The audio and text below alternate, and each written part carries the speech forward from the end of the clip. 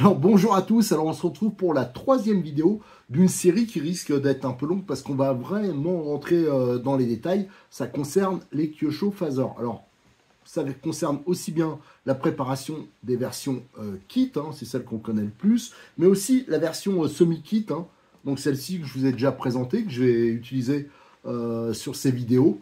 Mais en même temps, je vais monter le kit rallye. En fin de compte, ça sert pour trois catégories de voitures, hein, donc les versions rallye, les versions circuit et semi-kit, hein, donc ça servira à tout le monde. On va vraiment rentrer en profondeur, dans les détails, on va faire la préparation des diffs, on l'a fait dans la vidéo précédente, des transmissions, des suspensions, partie électronique, ça concernera aussi une partie option, révision, enfin voilà, on va faire plein de choses.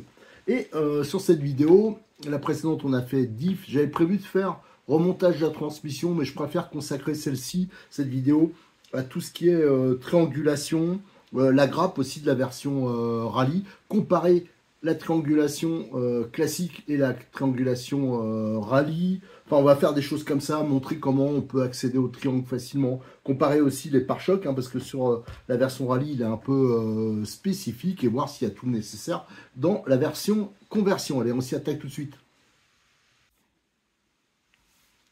Alors, normalement, j'avais prévu de commencer par monter les diffs, tout ça, mais autant commencer par changer la triangulation inférieure, hein, ça sera quand même beaucoup plus pratique.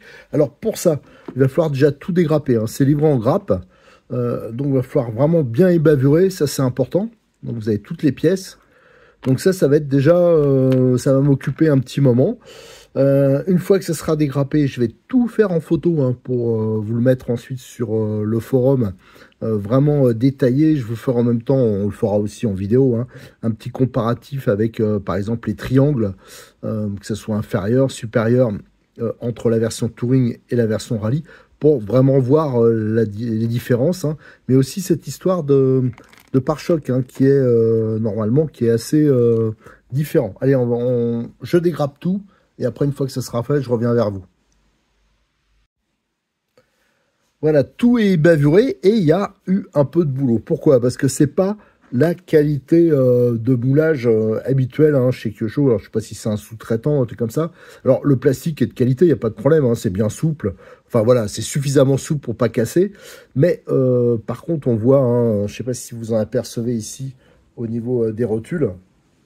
Là, bah, il y a toujours un petit surplus de plastique. Il y a une petite bavure tout le long là, au niveau du moulage. Et ici, on voit, il a fallu que j'enlève les petites bavures aussi. Bon, c'est juste du boulot en plus, hein, c'est pas dramatique, mais ça m'a un peu surpris. Au niveau des supports d'amortisseurs, c'est vraiment du balèze, hein. Là, je pense qu'il risque pas de casser. C'est vraiment gros, hein, et c'est beaucoup plus haut que d'origine. Alors là, on a par exemple l'avant avec ici la fixation. Je pense que c'est pour mettre la protection Alexandre, hein, d'ailleurs qui n'est pas livrée avec. Il faudra, pour l'instant, elle n'est pas commercialisée à part, du moins je ne l'ai pas vue. Donc ce sera intéressant de la mettre par la suite. Par contre, pour les triangles, j'ai pris ici un triangle Rallye. Là, j'ai son homologue en version piste, un circuit, quoi, d'une celle que j'ai sur la voiture qui va me servir pour faire le montage de ce kit. Et on voit que c'est, en fin de compte, c'est strictement les mêmes triangles, sauf que là, on voit les petites les nervures, là, c'est pour avoir plus de rigidité, hein. On voit c'est plus rempli et il est beaucoup plus épais. Voilà. Donc il sera plus rigide, mais par contre, le triangle d'origine est éventuellement utilisable. C'est pour ça que il faudra voir comment ça sera commercialisé, mais il est possible, alors même si je pense qu'ils vont plier au bout d'un moment un peu, ils vont se déformer, mais si on trouve par exemple les supports d'amortisseurs de la version Rallye, ce sera peut-être possible de faire une bidule qui reviendra moins cher. Voilà, ça c'est à voir, hein, parce que ça c'est juste qu'ils sont plus rigides. Pour les triangles supérieurs, j'ai maté. Pour moi, c'est strictement les mêmes. Voilà. Donc ça fait juste de la pièce détachée d'avance. Pour les portes fusées, on le verra plus tard, mais c'est aussi les mêmes. Pour les barres de direction, ça me semble aussi identique. Hein. Là, vous en avez aussi dans le kit. Elles sont où? Normalement, elles sont là. C'est strictement les mêmes. Donc pour l'instant, ça fait plutôt de la pièce détachée d'avance. Tout ce qui est aussi triangle supérieur arrière, c'est identique. Alors on voit des pièces vraiment nouvelles. Il y a essentiellement tout ce qui est fixation carrosserie, support d'amortisseur, les triangles plus rigides. Une déception, c'est le pare-choc. Pourquoi? Parce que c'est strictement le pare-choc de la version Touring. C'est pas le pare-choc de la version Rallye. Parce que vous voyez, ici, c'est plat. Voilà. Alors ça, c'est quand même une grosse déception. Et sur la version Rallye que j'ai gardée, hein, pour l'instant, Cyril, je lui ai demandé si je pouvais la garder un peu plus. Et ça m'a bien été utile, hein, parce qu'on voit ici, c'est relevé. Donc il aurait fallu qu'il livre ce pare-choc-là. C'est quand même enfin, la base du support pare-choc. Là, c'est quand même fort dommage, quoi. C'est pas un kit rallye complet. Donc il manque ça. Qu'est-ce qui manque d'autre? Et il manque les roues, bien sûr. Ça, à la limite, c'est moins grave parce qu'on peut choisir ce qu'on veut mettre. Et il manque la protection en Lexandre, si vous voulez être complet. Et peut-être que je vais en découvrir d'autres.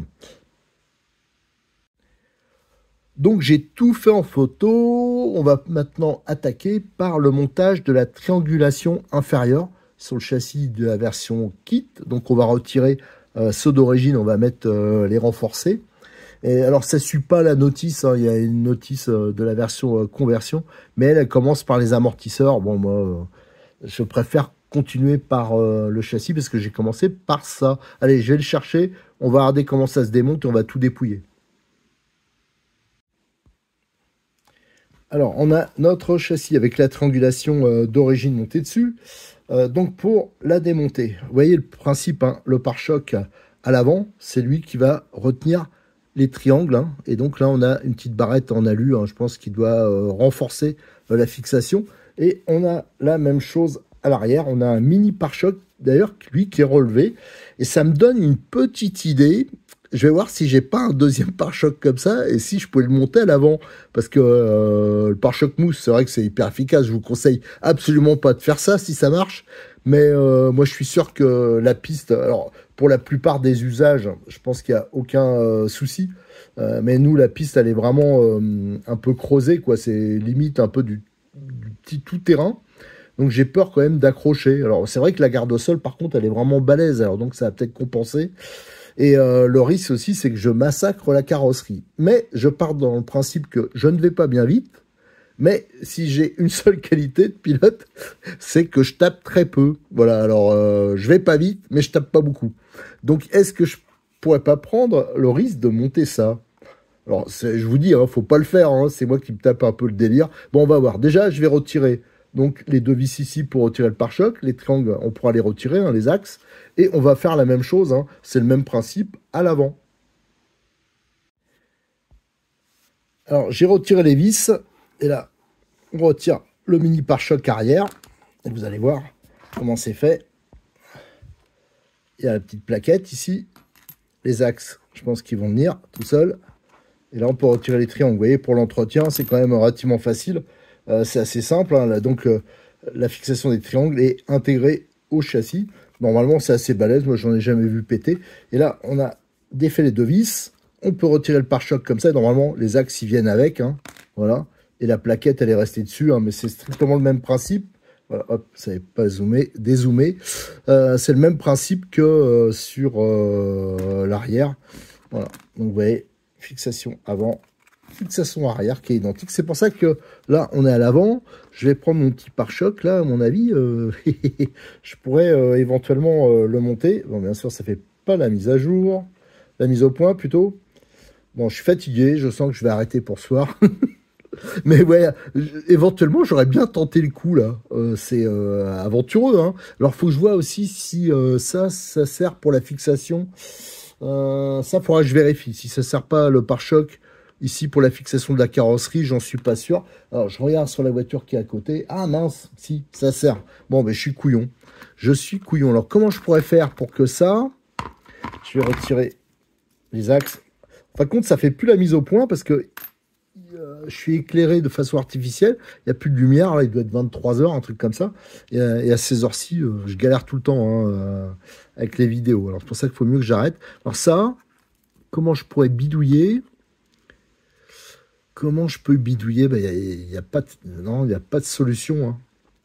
Si on n'a pas le pare-choc qui est spécifique à la version rallye, bon, ben, en espérant qu'ils sortiront à part par la suite, parce que ça, ça m'embête, quoi. Ça risque de toucher un peu.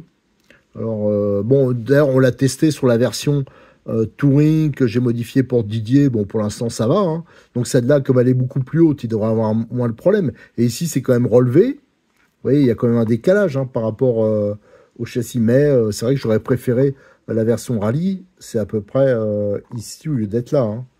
Donc, ça fait quand même un écart. Bon, voilà, ça, c'est bon.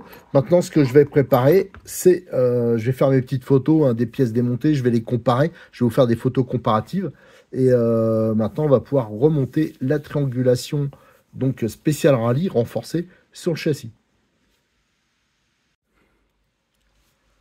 Alors, entre le dernier extrait de vidéo et celui-ci, il s'est passé une nuit. Et donc, ça m'a permis ce matin, en prenant mon petit déjeuner, de cogiter et de faire des recherches sur l'ordinateur. Parce que et aussi de comparer entre les pièces qu'il y a dans le kit rallye, conversion rallye, et la Subaru, les pièces qu'il y a sur la toute nouvelle Subaru que je vous ai présentée dernièrement. Et là, je me suis aperçu qu'il y avait d'énormes différences. C'est pas les mêmes supports d'amortisseurs, tout ça. Donc ça, du coup, j'ai décidé de consacrer la fin de cette vidéo, une fois qu'on aura monté les triangles, à ça, justement, à vous faire ce petit comparatif. Parce que jusqu'à présent, j'avais pas vu tout ça. Et ça, c'est vraiment l'avantage. Alors là, je remercie Cyril encore une fois. J'insiste peut-être, mais c'est vrai que sans lui, je pourrais pas faire ça. Il m'a prêté donc une Subaru. Si j'avais pas eu ça, j'aurais cru que le kit conversion, c'était exactement la même chose. Et vous allez voir, c'est assez différent. Alors, pour les triangles, alors je rappelle, les triangles, ils sont renforcés sur cette version-là. Et là, on a un avant. Voilà. On va voir ici un avant. Et là, non, ça c'est aussi... Là, on a un arrière. Alors, on voit l'encoche. Ici, elle est plus importante à l'arrière. Alors, les axes, c'est tout simple. Alors, je vais voir. Hop, on va reculer. Donc là, lui, il va là. On met le petit axe. Alors, je ne sais plus si j'ai donné les mesures. Les axes, je les ai mesurés. Ils font 3,45. Et la petite plaquette de renfort, ici, elle est en aluminium de 1 mm. Voilà. Et de l'autre côté, on monte le deuxième. Bon, voilà, c'est tout bête, ça facilite aussi l'entretien, c'est plus facile. Et on va mettre la petite plaquette comme ça. Hop, alors, voilà, comme ça. Et ensuite, c'est le pare-choc qui va retenir l'ensemble. Alors pour l'instant, on va le laisser comme ça va tomber sûrement. Parce que je vous expliquerai après. J'ai trouvé une combine. Alors pareil, ça merci Cyril. Et merci à un de ses clients. Parce que je vais pouvoir avoir le pare-choc qu'il y a sur la version Subaru. Et c'est plutôt pas mal. Je préfère. Alors l'autre, ça aurait été aussi. Mais ça sera quand même mieux avec le pare-choc dernière version, quoi. Donc là, à l'arrière, on met les axes. Là, par contre, on va pas le fixer définitivement. On met la petite plaquette alu. Et là, on va mettre le petit pare-choc, le mini pare-choc arrière. Ah, bien sûr, c'est tombé. Voilà. Donc, vous avez ici les trous. Regardez. Là, pour les axes de triangle. Et ça vient se mettre comme ça. Et il ne reste plus qu'à visser en dessous. Là. Alors là, je vais mettre mes vis. Je change bien sûr les vis d'origine qui étaient style. Je crois que je les ai ici. Tiens, je vais vous grossir ça. Voilà, c'est des vis style tôle là-dessus. Et moi, je vais mettre les métriques. Alors, je rappelle, ça sert en même temps de tuto pour le futur kit visserie que vous proposera Cyril. Donc voilà, on va le monter. Alors, c'est sûr, je le dis, parce que c'est pas l'idéal quand le pas de vis est déjà fait. Mais bon, jusqu'à présent, ça tient. Alors, j'ai déjà fait sur d'autres voitures. Et là, je vais le voir tout de suite, hein, si ça vis dur ou pas. Et la deuxième vis, elle est où? Là, je l'ai paumée. Non, elle est là. Voilà, ouais, et tout de suite, je vois que c'est dur, hein, malgré que, je vous dis, le pas de vis, c'est pas du tout le même. À la base, c'est pas censé être du tout compatible. Ah. Donc là, il faut une clé de 2. Bon, ça sert bien, hein. Là, 310, j'ai mis exactement la même taille que ce qui était prévu, enfin, ce qu'il y a d'origine. Voilà. Et là, c'est parfait. Voilà. Là, moi, je pense que ça sera quand même beaucoup mieux. Moi, les petites vis style tôle, alors je comprends pas. Il y a des modèles, c'est du métrique, et d'autres, comme cette version-là, c'était vis, entre guillemets, hein, c'est pas comme ça que c'est, mais vis tôle, voilà. Donc ça, c'est monté. Et les triangles, regardez, c'est nickel. Donc pas de souci avec ça. C'est parfaitement libre, il y a un poil de jeu, mais pas grand-chose. Donc ça, c'est parfait. Et pour l'avant, pour l'instant, on va le laisser comme ça, parce que pour le pare-choc, donc je vous dis que je vous explique l'histoire, c'est que Cyril, il a un client, un très bon client à lui, qui voulait absolument la carrosserie. La carrosserie, comme elle est actuellement pas disponible, hein, de la Subaru, bah, il l'a pris sur un kit, bon ça l'arrange pas, parce que je pense qu'il n'y en aura pas assez pour tout le monde, mais il l'a pris sur un kit existant, quoi. Donc, en fin de compte, la voiture, elle va servir pour pièces, hein, parce que quelqu'un d'autre voulait les roues, tout. Donc, moi, je vais récupérer le pare-choc. Donc, ça, je le récupérerai tout à l'heure. Donc, je pourrais vous faire la suite, hein. Je mettrai ça sur la prochaine vidéo. Et franchement, ça sera, je pense, un petit plus quand même. Alors, maintenant, je vais vous parler. Je vais mettre le châssis de côté. Je vais aller chercher le nécessaire, hein, pour vous présenter ça.